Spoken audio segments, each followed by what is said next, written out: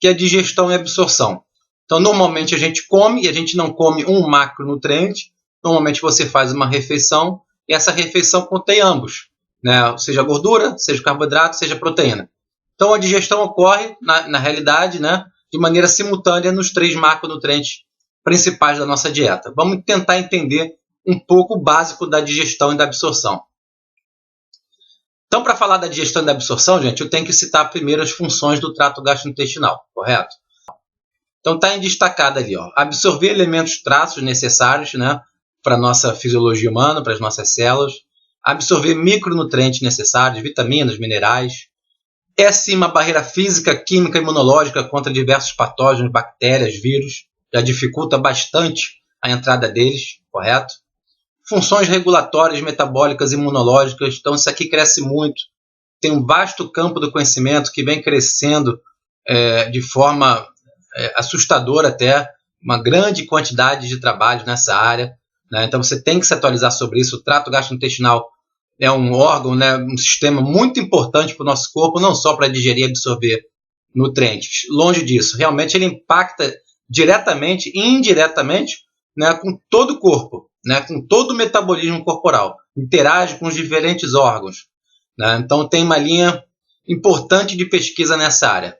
Então, ele tem funções regulatórias, metabólicas e imunológicas bastante interessantes. Mas o que eu coloco em destaque, que é o foco aqui no momento desse mini curso, é, de certa forma, né, extrair proteínas, carboidratos, lipídios e água dos alimentos e bebidas ingeridas.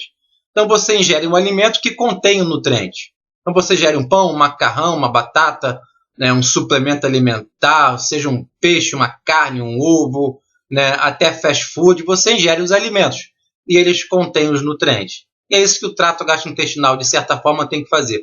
Extrair os nutrientes, os micronutrientes, os elementos traços para poder absorver e as células de todo o organismo ter acesso para as funções para a homeostase metabólica, correto? Então, vamos andando aqui. Vou passar o slide. Esse é um modelo bem simples, então, de um trato gastrointestinal, onde você pode observar na esquerda seria a sua boca, o modelo da boca, e ali na direita o ânus. Então, o trato gastrointestinal começa na boca e termina no ânus, e a gente tem, como vocês podem observar, essa motilidade, que normalmente vai da boca para o ânus. Eventualmente, se você tiver uma ânsia de vômito, alguma coisa assim, essa motilidade pode ser no outro sentido, correto? Mas aqui já está em destaque, ó, a questão da digestão, absorção e algumas secreções que vão acontecer ao longo do trato gastrointestinal, né? Ao longo desse alimento, desse bolo alimentar que vai passando pelo trato gastrointestinal. Bom, então, como uma introdução ainda, as principais funções aqui, ó: mastigação, deglutição, digestão mecânica e química, absorção e defecação, que seria excreção. Então, a mastigação, gente, seria desintegração parcial dos alimentos, processo mecânico e químico. Então, processo mecânico, aqui você já tem um dente, que já está começando a degradar esse alimento que você ingeriu, e o químico seria até pela saliva, ali tem algumas enzimas que começam a degradar os alimentos, como a gente já vai ver. Tem gente que passa essa parte, ou seja, não mastiga, literalmente engole o alimento. Isso não seria interessante. O interessante é você, de fato, mastigar e prestar atenção no que você está comendo. Deglutição seria a condução do alimento através da faringe para o esôfago, correto? Digestão mecânica e química seria o desdobramento, entre aspas, aí, do alimento em moléculas mais simples, né? Então você tem a própria digestão mecânica, que já começa, como eu próprio falei, ali na mastigação. Você tem o movimento peristáltico, que também ajuda, de certa forma, essa digestão mecânica. E a parte química são as enzimas. Então a gente vai falar bastante. Suco pancreático, né, do suco gástrico, já tem ali na saliva algumas enzimas também. Tem o suco entérico. Então a parte química ali seria mais pelas enzimas. Você também tem a questão do pH no estômago, que é uma parte química, né, mas estaria contribuindo para ativar então pepsinogênio e pepsina, correto? E já vai desnaturando também algumas enzimas, correto? A absorção é um processo realizado majoritariamente pelos enterócitos, como a gente vai ver. Então, a absorção dos macronutrientes basicamente se dá nessas células denominadas enterócitos, né? E a defecação é aquilo que você acabou que não conseguiu digerir e absorver, você vai eliminar, por exemplo, ali nas fezes. Então, vamos andando aqui nessa introdução. Aqui estou demonstrando o trato gastrointestinal, canal alimentar, né? Tudo ali começa na boca e o processo voluntário que você tem é esse. O que você vai comer é voluntário e que você consegue controlar. Do resto você não consegue controlar. Uma vez que você deglutiu, não está mais no seu controle. A não ser a saída, o ânus. Deu vontade de defecar, você não consegue controlar de alguma maneira o horário que você vai no banheiro ou não. Então, a entrada e a saída você consegue controlar. Né? O que vai acontecer em processo de digestão, absorção, isso está fora do seu controle. Correto? A faringe vem na sequência, o esôfago, aí o estômago, que é o grande reservatório de alimento. Né? Então, o bolo alimentar ele fica ali até algumas horas e vai liberando aos poucos esse bolo alimentar para o seu duodeno. Então, na sequência do canal alimentar, você tem o intestino delgado, né? Subdividido em duodeno, jejum e ilho, onde acaba acontecendo a maior parte da absorção, né? E o intestino grosso, onde você tem essa subdivisão também, o seco, o cólon, o reto e o ânus, onde você tem uma boa parte ali da absorção de água, por exemplo, correto? E você vai formando as fezes, então, para serem eliminadas via fezes, né? No ânus. Bom, órgãos anexos do trato gastrointestinal, que não necessariamente fazem parte do canal alimentar, mas são fundamentais, não necessariamente assim essenciais, você até consegue sobreviver sem, correto? Mas são fundamentais para uma boa digestão. Então é considerado por alguns autores a questão do dente, a língua, facilita muito a língua, ali você fazer o bolo alimentar, mastigar, contribui. As glândulas salivares, correto? Vou falar um pouquinho delas mais para frente. Parótida submandibular e sublingual. Contribuindo ainda aqui o fígado, vesícula biliar e o pâncreas. Né? Acredito aqui que o não essencial que você consegue viver sem é a vesícula biliar. Vários até fazem cirurgia para a retirada da vesícula biliar. Sem o fígado não tem como, o pâncreas também não consigo visualizar como você vai viver sem um pâncreas. Então são essenciais e fazem parte ali, não do canal alimentar, mas do processo digestivo, absortivo, principalmente do digestivo, né? Do digestivo, melhor dizendo, contribui bastante. Bom, então começando aqui pela boca, gente. A boca, como eu falei, é o passo que você controla, né? Que você vai conseguir colocar, que você vai ingerir. Você tem ali o acesso ao alimento, correto? Então você comeu e aí o seu alimento na boca, você já começa a produzir bastante saliva. Então você tem aqui nesse slide representando as diversas funções da saliva. Tamponamento, antibacteriana, antiviral, antifúngico, proteção tecidual, lubrificação, mineralização, mas o foco marcado ali na direita em cinza é a digestão. Então você observa ali algumas enzimas que a saliva contém. Amilases, lipase lingual, né, e mucinas. Então eu vou me ater aqui a amilase e lipase, são as principais que estão envolvidas aqui no tema para a digestão dos macronutrientes, correto? Então, nesse slide vem mostrando um modelo, né, de como é regulada a secreção salivar.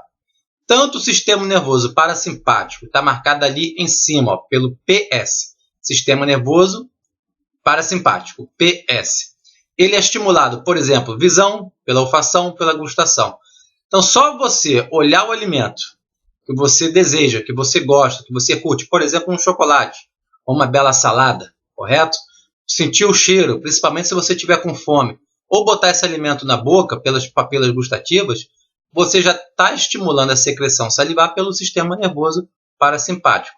Da mesma forma, o sistema nervoso simpático, agora ali no modelo ali abaixo, também consegue estimular a sua saliva.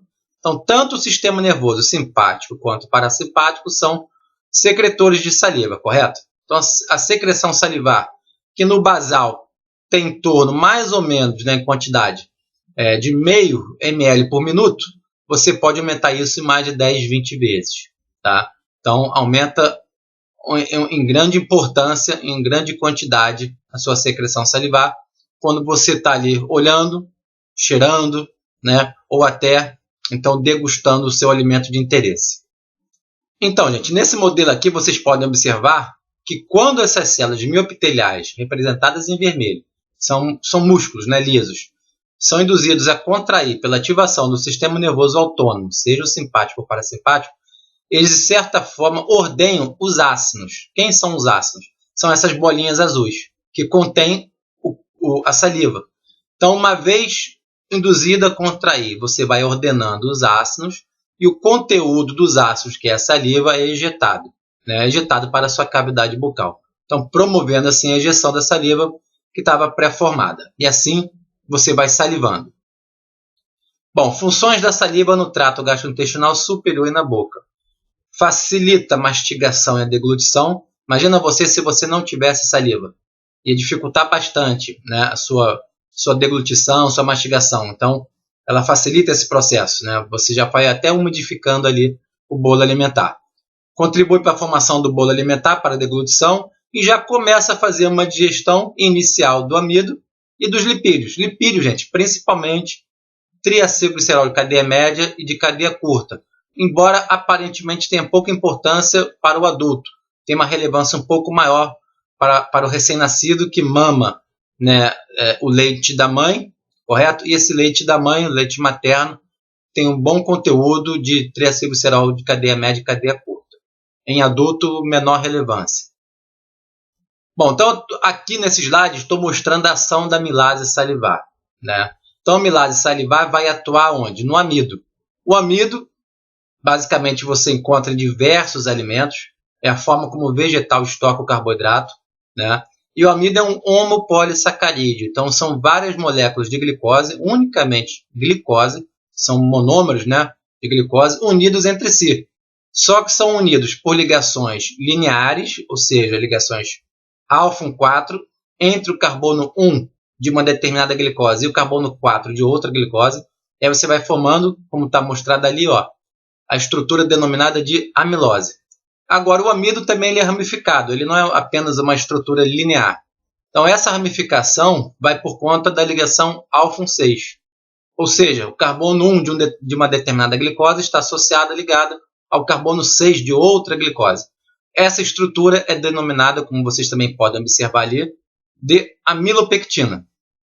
Então, o amido é constituído de amilose, ligações alfa 4, e amilopectina, ligações alfa 6. O ponto central aqui é que a amilase salivar ela atua única e exclusivamente na ligação alfa 4. Ela não consegue atuar na ramificação alfa 6, correto? De forma que a atuação da amilase salivar ela tem como então subproduto glicose livre, né?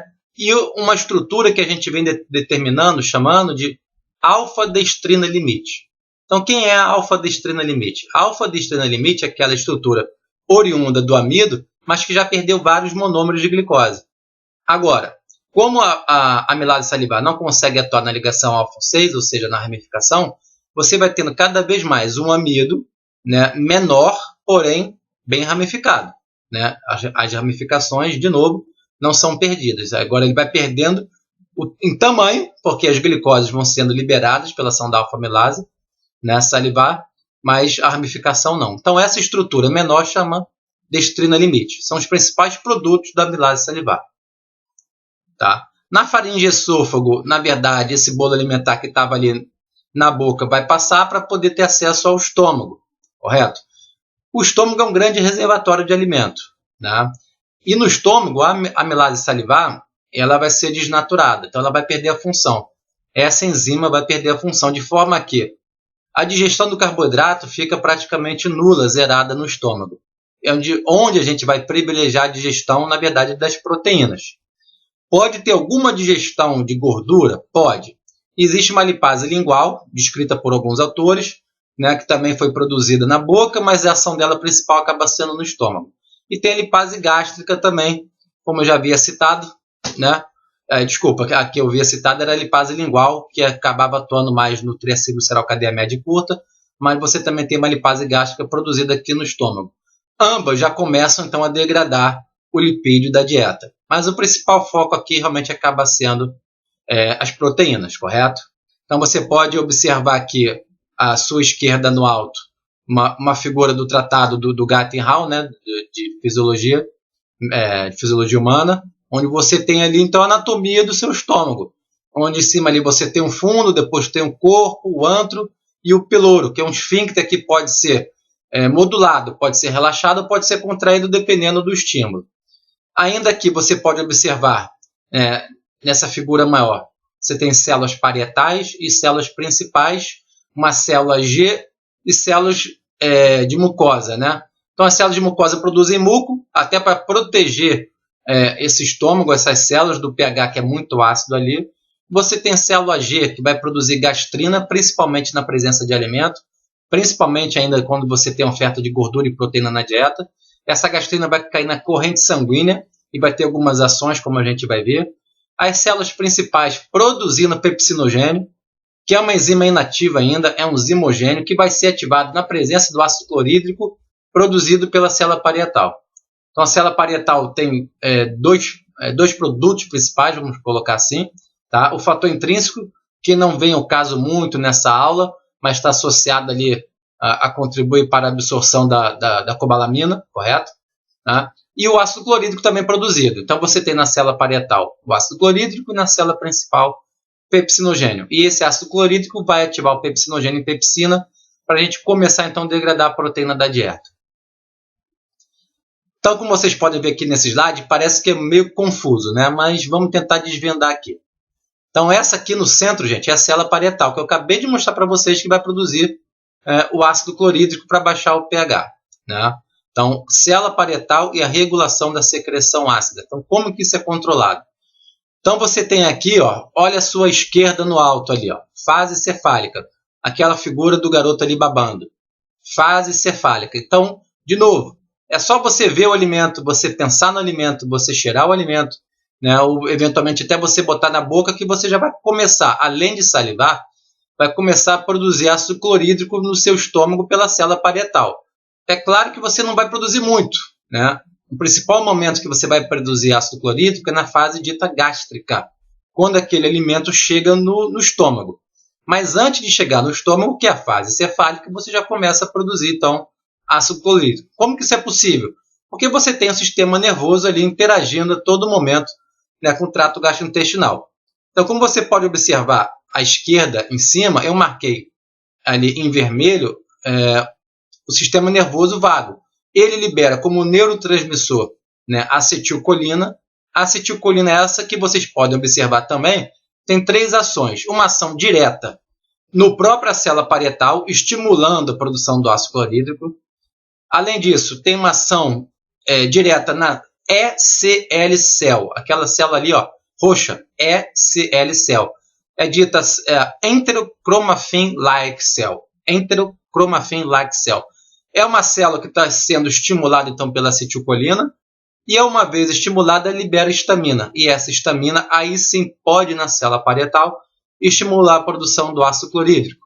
Além disso, né, esse nervo vago, via acetilcolina, estimula bombecina. É um hormônio que pode estimular também a célula G. Célula G essa que já foi citada, está lá no seu estômago produzindo gastrina.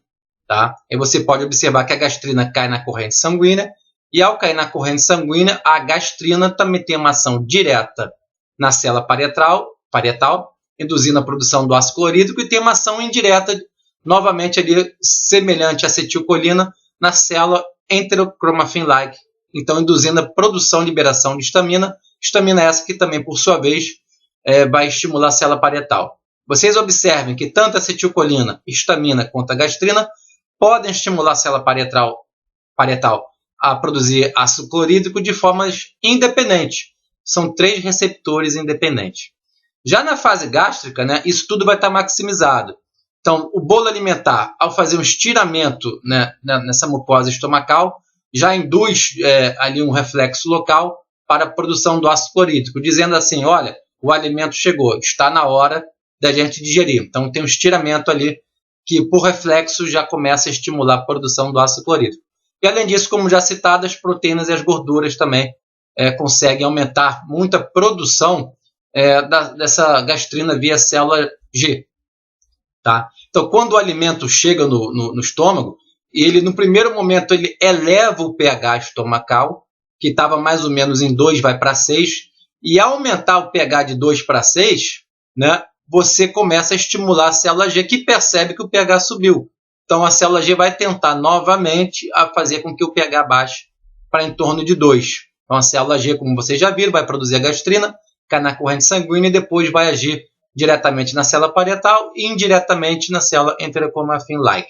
Tá? Ainda tem a fase intestinal. Quando o bolo alimentar já passou do estômago, já chegou no intestino, ainda assim existe pequenas quantidades de gastrina liberadas pela mucosa duodenal, estimulando ali a produção do ácido clorídrico. Mas também, percentualmente falando, não vai ser tão importante assim.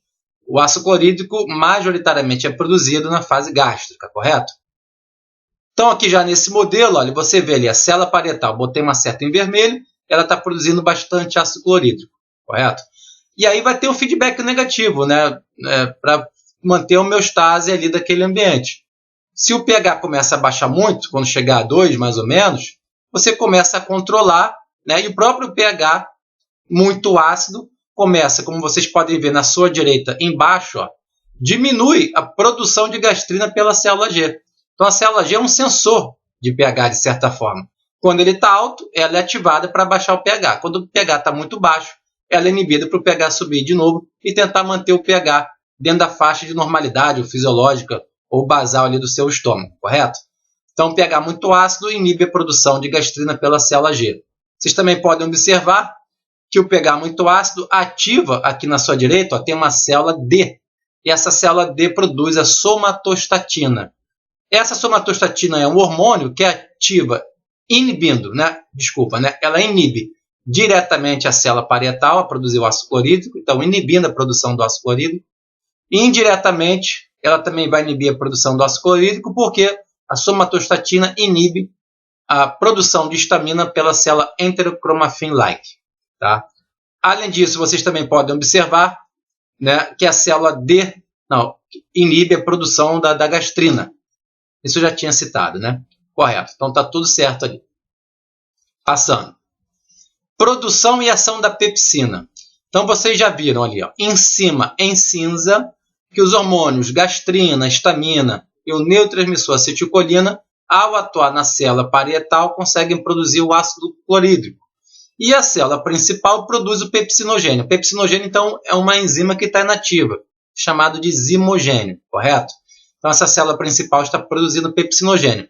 E como que o pepsinogênio vai ser ativado em pepsina? No pH ácido, por conta da maior produção do ácido clorídrico pela célula parietal, você consegue retirar um pequeno peptídeo que estava inibindo o sítio ativo do pepsinogênio.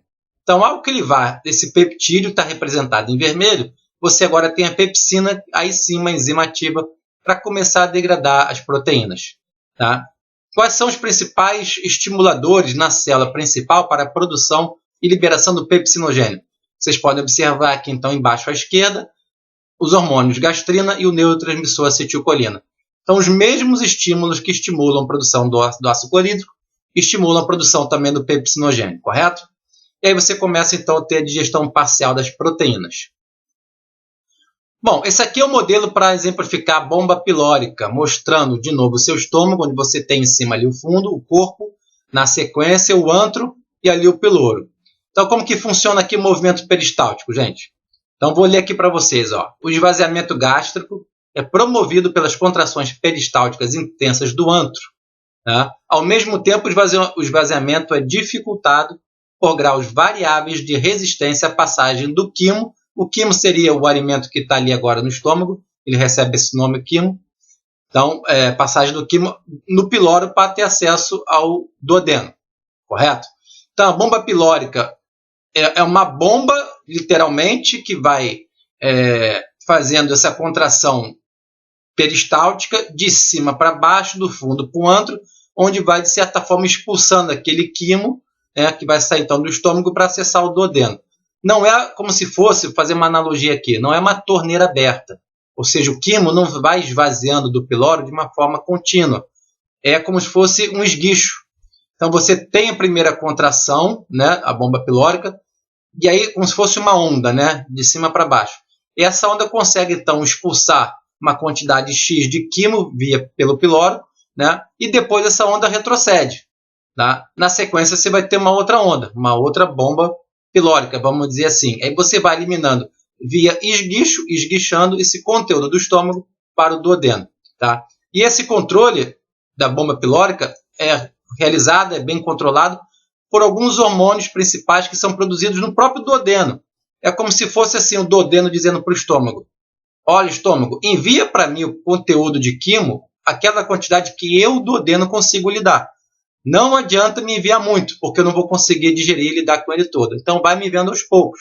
E hormônios produzidos ali no duodeno que vão, então, ditar aí o ritmo dessa bomba pilórica. Não são os únicos, mas parece que são os principais. E lembra, o estômago é um grande reservatório de alimento. Então, você vai conseguir reservar alimento ali e vai esguichando aos poucos para o duodeno, que não é um reservatório. Então, ele não conseguiria lidar com uma grande quantidade de alimento simultaneamente. Então, aqui eu estou mostrando para vocês essa regulação do esvaziamento gástrico. Então, tem os fatores gástricos que regulam, tem os fatores duodenais. Esses, como eu já citei, são os mais importantes, que eu até destaquei ali em vermelho. Dentre os fatores gástricos, como que é regulado essa bomba pilórica? O estiramento da parede gástrica. Quando o alimento chega no estômago, existe um estiramento da parede gástrica, como já citei, e esse estiramento contribui para aumentar a atividade da bomba pilórica. Então, quando o alimento chega, a bomba pilórica é estimulada pelo estiramento gástrico. Além disso, esse estiramento gástrico induz o relaxamento do esfíncter pilórico, realmente contribuindo para a passagem do quimo do estômago para o duodeno. E tem também a liberação daquele hormônio gastrina pela célula G. Então, a gastrina, dentre as ações dela, ela também ativa a bomba pilórica. Então, os fatores gástricos de controle da bomba pilórica são no sentido de aumentar a bomba pilórica e relaxar o esfíncter pilórico. Já os fatores duodenais, que são os mais importantes, você tem ali no primeiro nível, os reflexos nervosos. Então, distensão do duodeno, irritação da mucosa duodenal, acidez do quimo duodenal. Então, a acidez desse quimo ácido que acabou de chegar do estômago, que é bastante ácido.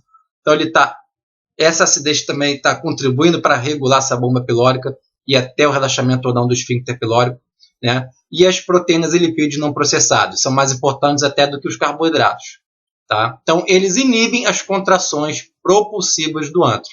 Então, esses fatores duodenais, de novo, distensão do duodeno porque chegou o quimo do estômago, irritação da mucosa duodenal, seja irritação pela questão da acidez ou irritação até mecânica, porque esse quimo agora está irritando ali, está encostando na mucosa duodenal. E as proteínas e lipídios não processados, todos esses, gente, são estímulos para diminuir a bomba pilórica. Mas talvez os mais importantes são esses dois hormônios aqui, tá? A CCK, ou colecistocinina, que tem outras funções também, antagoniza o efeito da gastrina na motilidade, ou seja, na bomba pilórica. Então, se a gastrina ativa a bomba pilórica, a CCK, colecistocinina, iria diminuindo. É um hormônio. E a secretina, que é um outro hormônio, um efeito fraco nessa questão da diminuição da motilidade do estômago. Agora, a CCK e a secretina terão outros efeitos fisiológicos que eu já vou mostrar. Mas em relação ao esvaziamento gástrico, são os principais. Eu acho que a CCK seria até a principal, inibindo aí a motilidade da bomba pilórica, correto? Então, dando sequência, imaginando que agora o seu quimo alimentar, o seu bolo alimentar, já está chegando no intestino delgado, estamos nesse nível aqui, duodeno, jejum e ilho. E agora o pâncreas, o fígado, a vesícula biliar vão ter que entrar em ação, contribuindo ali para a digestão. Vamos visualizar como. Tá? Então, nesse slide está representado a regulação da secreção pancreática. Então, vocês podem observar aqui células em vermelho e células em azul. Quem são as células em vermelho? São os ductos intercalares. E as células acinares? São as células representadas em azul. Então, as células acinares, gente, são as células que produzem as enzimas do suco pancreático, correto? Pâncreas, que você sabe que tem a parte exócrina e a parte endócrina. A parte endócrina dele, as principais, insulina, glucagon, somatostatina. E a parte exócrina, que libera esse conteúdo para a luz do trato gastrointestinal, é o suco pancreático de fato. E o suco pancreático ele é regulado por dois hormônios, secretina e CCK. Secretina e CCK que foram liberados pelo duodeno quando o bolo alimentar acabou de chegar, via estômago, como a gente acabou de ver. Então, a colecistocinina é o principal hormônio que estaria regulando nas células acinares a produção das enzimas constituintes desse suco pancreático. Suco pancreático esse que contém, além de enzima, água e bicarbonato.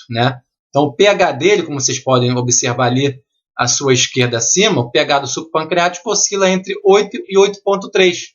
é um pH adequado para você começar a digerir os macronutrientes que oriundos da alimentação. Então, esse pH, esse suco pancreático, esse pH bastante alcalino, vai chegar na luz intestinal para poder começar a digerir aquele bolo alimentar que está bastante ácido, porque ele acabou de chegar do seu estômago, correto? E aqui em vermelho, então, gente, os ductos intercalares, os principais estimuladores, no caso aqui da secreção de bicarbonato, é a secretina. Então, a secretina contribui bastante para aumentar o conteúdo de bicarbonato no suco pancreático, via ducto intercalar, correto? Então, o suco pancreático contém uma bateria de enzimas para degradar todos os macronutrientes. Dentre eles, amilase pancreática, lipase pancreática, profosfolipase A1 e A2, que degrada fosfolipídios em posições diferentes, seja na posição do carbono 1 ou no carbono 2. O CE ali é colesterol esterificado, então você tem um colesterol esterase, que vai tirar o ácido graxo do colesterol que está esterificado. Colesterol esterificado nada mais é com colesterol ligado a um ácido graxo. Então essa enzima vai degradar, vai retirar o ácido graxo desse colesterol. Tripsinogênio, proelastase, quimiotripsinogênio, todos esses são enzimas que vão degradar proteínas da dieta. E nucleases que degradam ácido nucleico. Então essa é a visão geral. Então o suco pancreático está ali, vai liberar uma bateria de enzima para degradar os diversos macronutrientes. Além disso, cheio de bicarbonato para elevar o pH ali do duodeno, que até então está bastante ácido. Correto? Então já vou aqui mostrar para vocês a digestão final dos carboidratos. Tá? Então você tem aqui, começa na boca, como já citado, né, onde você teria a amilase salivar. A amilase salivar atua única e exclusivamente no amido. Tá? Degradando aquele amido, já vai retirando aquelas glicosezinhas pequenas e vai formando aquela estrutura que eu denominei de destrina limite. Tá? Então você tem a amilase ali no primeiro momento, correto? Então já vai liberando esse monossacarídeo e a glicose. Na sequência você vai ter a amilase pancreática, que foi liberada pelo suco pancreático, como a gente acabou de ver. A amilase pancreática tem a mesma ação da amilase salivar, ou seja, só atua na ligação alfa-1,4 daquele amido ou daquela alfa-destrina limite. Tá? Talvez a grande diferença aqui seja o tempo de ação. Ela tem um tempo de ação maior do que a amilase salivar. Até porque a amilase salivar, como eu falei, a gente deglute, a gente nem mastiga direito. Então, rapidamente a amilase salivar vai ser inativada por desnaturação ali naquele pH ácido do estômago. Já a amilase pancreática tem mais tempo para atuar nesse amido, formando então essa alfa-destrina limite. De forma que você chega ali perto do enterócito, onde vai acontecer de fato a absorção dos monossacarídeos, né? Você acaba absorvendo mais o monossacarídeo. Você vai ter alfa-destrina limite, você vai ter a maltose. A maltose são duas glicoses unidas, com uma ligação alfa-4, e a maltotriose, que são 3 monômeros, né? 3 monossacarídeos, 3 glicoses também unidas por uma ligação alfa-4, correto? Então chega ali no enterócito, gente, você vai ter o que a gente chama de suco entérico. Esse suco entérico aí, ele sim vai ter enzimas, no caso ele está sendo denominada de alfa-glicosidases, né, para degradar tanto a maltose, a maltotriose, essa destrina limite, formando então a glicose, correto? Formando a glicose, esse monossacarídeo, único e exclusivamente a glicose, já que o amido é um homopolissacarídeo formado por glicose. Bom, se você estiver bebendo leite, você vai ter acesso à lactose. Essa lactose não vai ser degradada na amilase salivar, nem na amilase pancreática, tá? Já que ela não tem ligação alfa-1,4 entre duas glicoses, né? A lactose vai ser digerida em si pela lactase no suco entérico. Ela é um disacarídeo, formando então a galactose e a glicose, são seus 2 monossacarídeos constituintes, né? Com a idade, é possível sim que a gente vai tendo uma deficiência, né? O ser humano vai tendo uma deficiência na enzima lactase. Aí vai ficando cada vez mais difícil digerir a lactose, correto? Bom, a sacarose também é um disacarídeo formado pela glicose e a frutose. Também não vai ter ação nenhuma pela amilase pancreática, nem amilase salivar. Agora, a sacarase, que também vai ser uma enzima para degradar a sacarose, essa sim, produzida também no seu suco entérico, vai poder converter a sacarose nos seus monossacarídeos constituintes, que é a glicose e a frutose.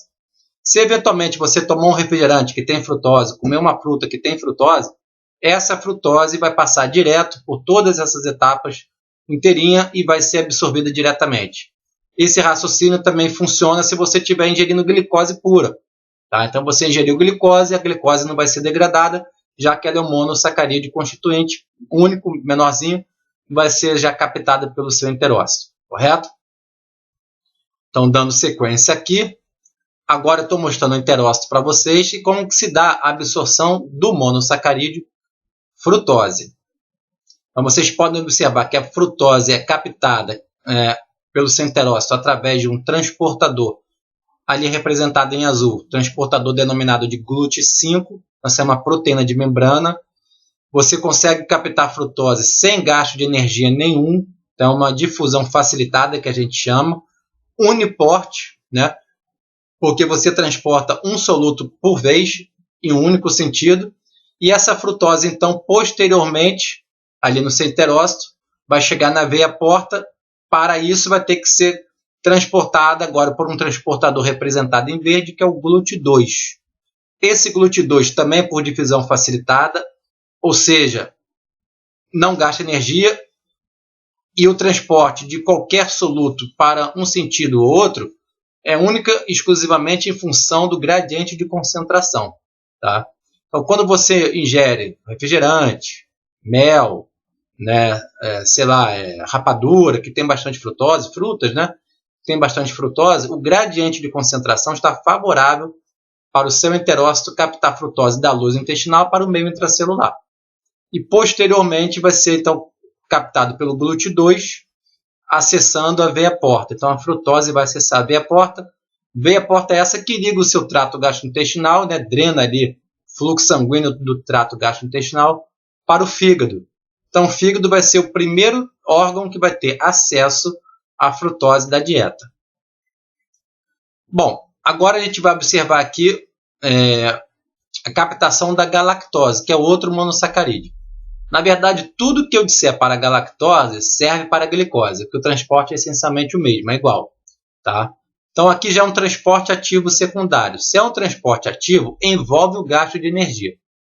Como ele está dizendo ali, é secundário. Então o gasto de energia, gente, não é diretamente. Você vê esse transportador, o SGLT1, S de sódio, GL é de glicose, o T de transportador. Então, de trás para frente, é um transportador de glicose que depende de sódio. Né? Sodium Dependent Glucose Co-Transporter 1. Então, essa galactose vai ser transportada pelo SGLT1, né? E vai ser co-transportada, na verdade, com sódio. Então, diferentemente do GLUT5, que pega uma única molécula, um único soluto, né? Que no caso era a frutose, aqui você tem dois simultaneamente sendo captados. A galactose e o sódio, ou a glicose e o sódio. Né? Não é para interpretar errado. Você pode estar interpretando ali que simultaneamente o SGLT1 pega o sódio, a galactose e a glicose. Não. Essa é uma interpretação errada. Então o SGLT1, frisando, ele capta sódio e galactose ou sódio e glicose. Mas tudo que eu falar para a galactose é essencialmente o mesmo para a glicose. Igual. Tá? Então, de novo, é um transporte ativo secundário. Ativo por quê? Porque ele vai gastar energia, não é uma difusão facilitada como o GLUT5. Vai gastar energia, mas essa energia não é gasta diretamente pelo SGLT1. É gasto posteriormente, como a gente vai ver. E esse gasto posterior é essencial para o primeiro funcionar, ou seja, para o SGLT1 funcionar de forma correta. Então está acoplado. Então ele é secundário, por não gastar ATP diretamente. Tá? Já o transporte ativo primário, esse sim gasta ATP diretamente. E o SGLT1, como já citei, gente, transporta dois solutos para o mesmo sentido. Então, como vocês podem ver aqui no modelo, quando você transporta dois solutos para o mesmo sentido, ele é denominado de simporte. Então, é assim que funciona.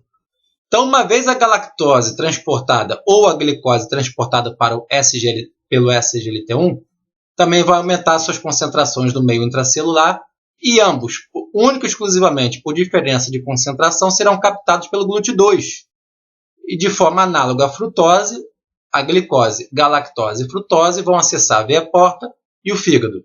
Então, novamente, o fígado é o primeiro órgão que terá acesso da sua dieta, a glicose, a galactose e a frutose. Pois bem, além disso, né, o sódio, falando agora um pouquinho do sódio. O sódio também foi captado pelo transportador SGLT1, correto? Por diferença de concentração também, já que ele não envolve gasto de energia na forma de ATP. A tendência do sódio seria aumentar a concentração no meio intracelular, o que dificultaria muito a captação do sódio da luz intestinal para o meio intracelular. Ou seja, se a concentração de sódio no meio intracelular fosse aumentando por conta do SGLT1, em algum momento o SGLT1 não iria funcionar de forma correta, porque já não existiria mais um gradiente favorável do sódio. Isso impactaria inclusive na captação da galactose e glicose, que estão acopladas à captação do sódio. Então, como que se resolveu esse problema? Na sequência, o sódio, na realidade, então, ele não vai ficar elevado em concentração no meio intracelular. Ele vai ser bombeado pela famosa bomba sódio-potássio ATPase. Então, a bomba sódio-potássio ATPase vai bombear o sódio do meio intracelular para o meio extracelular. As custas do potássio que estava no meio extracelular passa para o meio intracelular. Então, esse transportador, esse sim depende de ATP. Bomba sódio-potássio ATPase, degrada ATP. Então, ela utiliza ATP de forma primária. Então, é um transporte ativo primário, bomba de sódio-potássio ATPase, que contribui, então, para a continuidade do SGLT1, ou seja, da captação da glicose e galactose. Então, está ali a glicose, estou mostrando, correto? Essencialmente a mesma coisa que eu já falei para a galactose. Bom, vamos falar agora da digestão final das proteínas. Então, as proteínas, como a gente acabou de ver, na boca praticamente não acontece nada ou nada, correto? Chega no estômago, então você tem a conversão do pepsinogênio em pepsina na presença do ácido clorídrico, então isso a gente também já viu. E aí tem o suco pancreático. O suco pancreático ele contém diversas enzimas para degradar várias proteínas da dieta.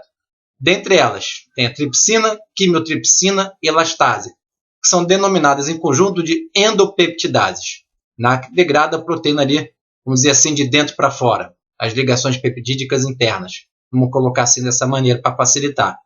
E já temos também as carboxipeptidases, A e B, que são exopeptidases, que de forma análoga às endopeptidases, vamos colocar assim também para facilitar, degrada a proteína de fora para dentro, ali nas suas extremidades.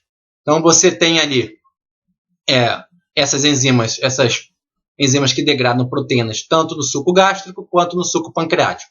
O suco entérico vai acabar digerindo o que não foi digerido até então. Então o que acaba chegando ali no enterócito para ser absorvido, segundo esse modelo aqui que está no livro de Bioquímica com Correlação Clínica do Devlin, aminoácidos livres em torno de 40% e oligopeptídeos em torno de 60%. Isso é o que estaria chegando ali para ser absorvido. Então você vai ter o suco entérico. O suco entérico produz mais uma bateria de enzimas, correto? Para degradar esses oligopeptídeos que estão chegando em 60%. E vai degradar esses oligopeptídeos em quê? Em di e tripeptídeos. Então, o que é um dipeptídeo? São dois aminoácidos ligados por uma ligação peptídica. E o que é um tripeptídeo? São três aminoácidos ligados por duas ligações peptídicas, correto? Então, o seu enterócito agora tem acesso ao aminoácido livre e acesso também a di e tripeptídeo. Ele acaba absorvendo os três. Aparentemente, a absorção principal é até dos di e tripeptídeos. Você absorve e eles têm acesso, então, ao meio intracelular do enterócito, como está representado aqui. Tá?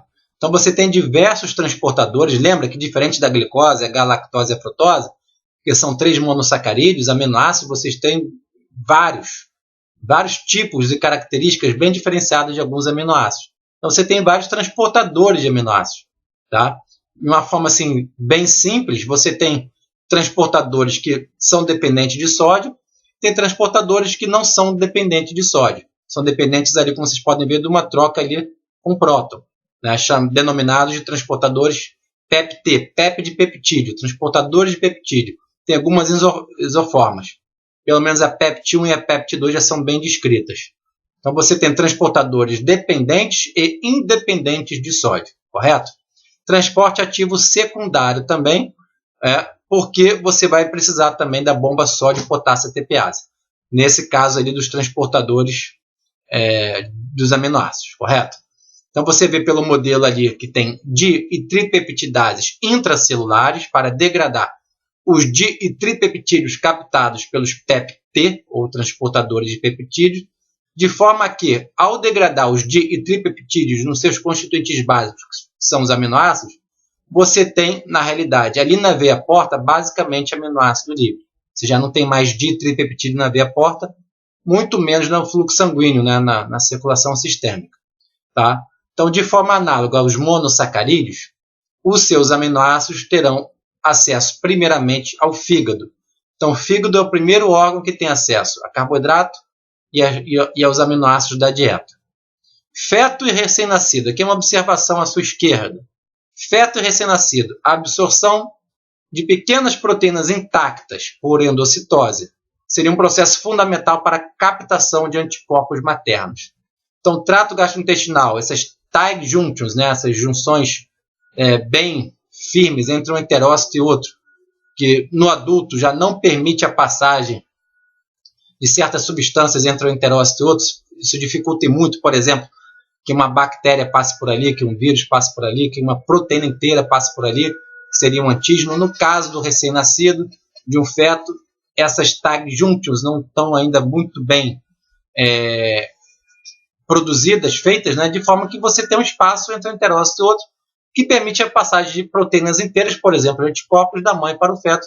Isso é fundamental, então, para o desenvolvimento do sistema imunológico desse feto, correto?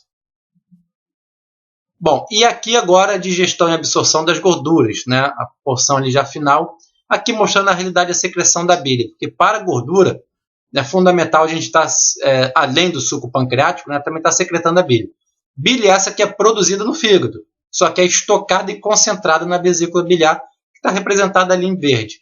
Então, no momento propício, com o estímulo certo, por exemplo, a CCK, lembra da CCK?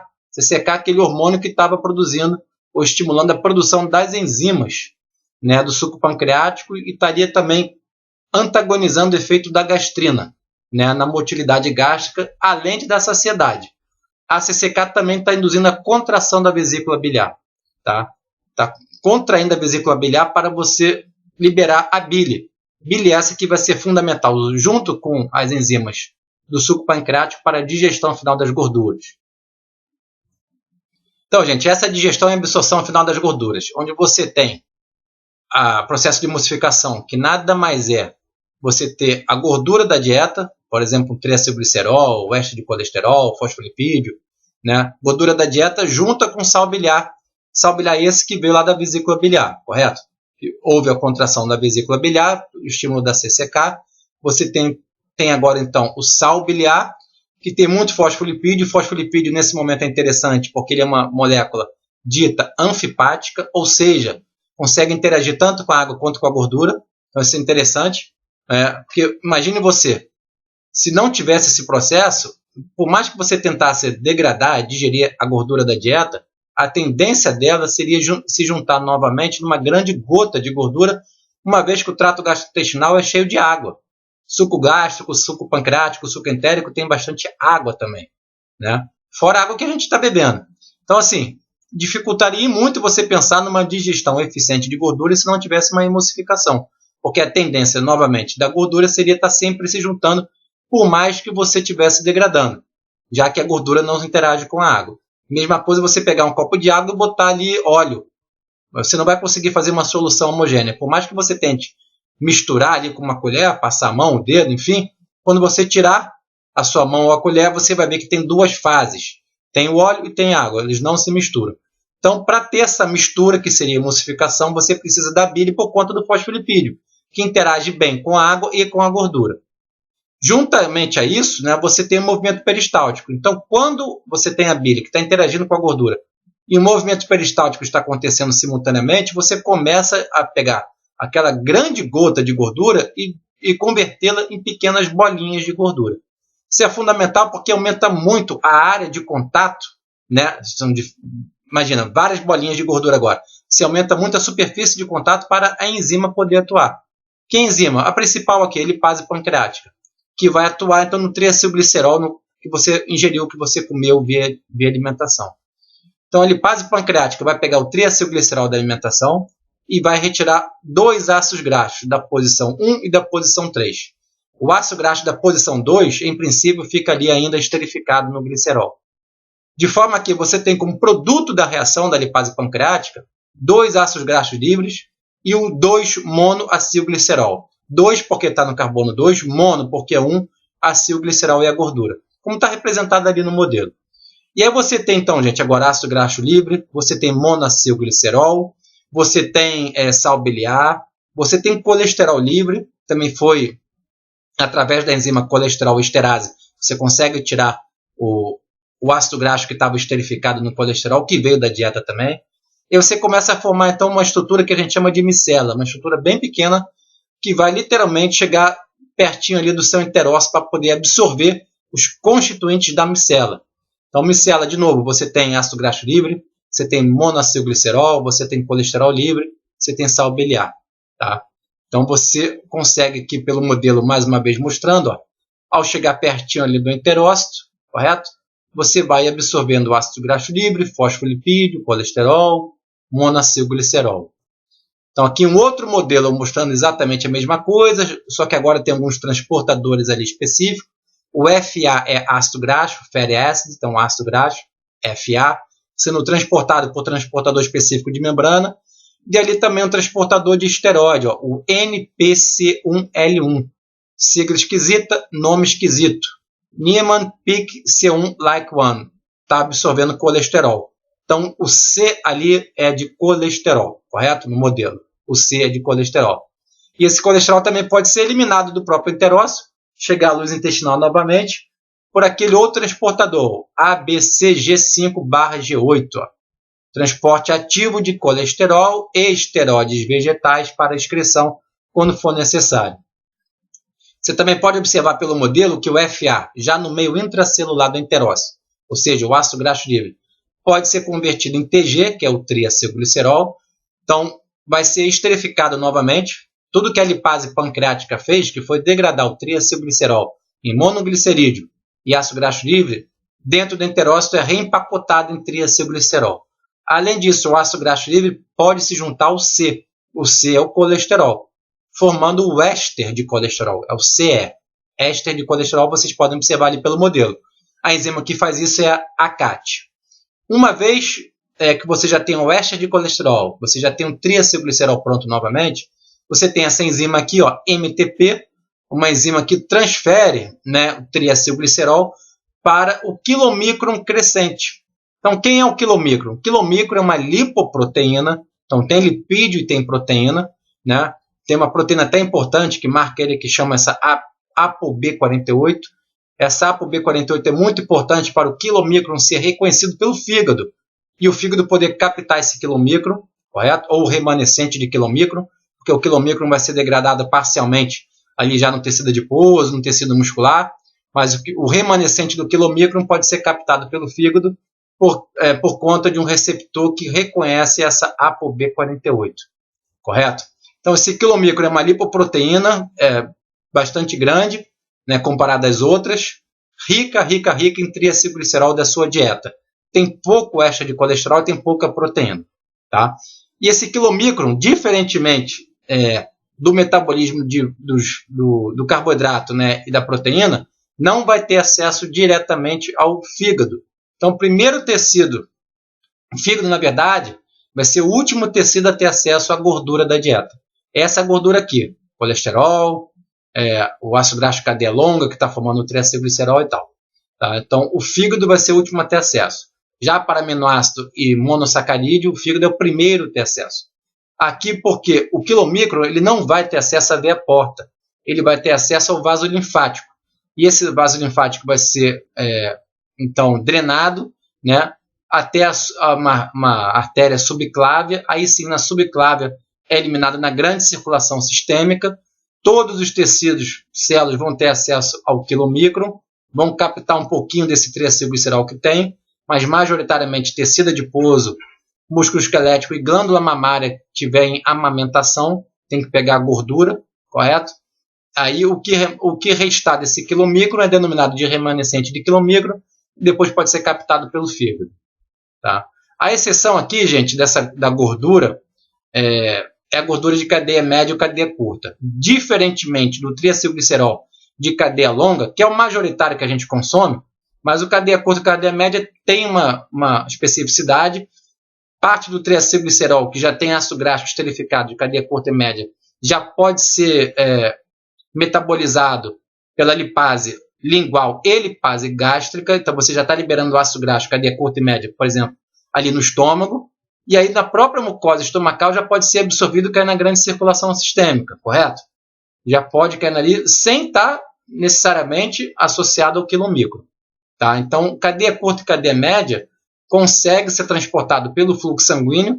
Fluxo sanguíneo é esse que tem 85% de água, constituição de água, mas essa gordura consegue ter alguma solubilidade na água por ser com essa característica, ser cadeia curta e média. Já o cadeia longa, que é o majoritário que a gente consome junto com o triacilglicerol esterificado, né? Esse não tem como ser transportado no fluxo sanguíneo, que é feito basicamente de água, sem estar associado a alguma outra coisa. Então, no caso da gordura da dieta, está associada ao triacilglicerol, que vai no quilomicron, que aumenta muito a solubilidade daquela gordura no meio aquoso, uma vez que o quilomicron tem proteína. E essa proteína e o fosfolipídio também, que fica ali na interface do quilomicron com a água, né, e com a gordura.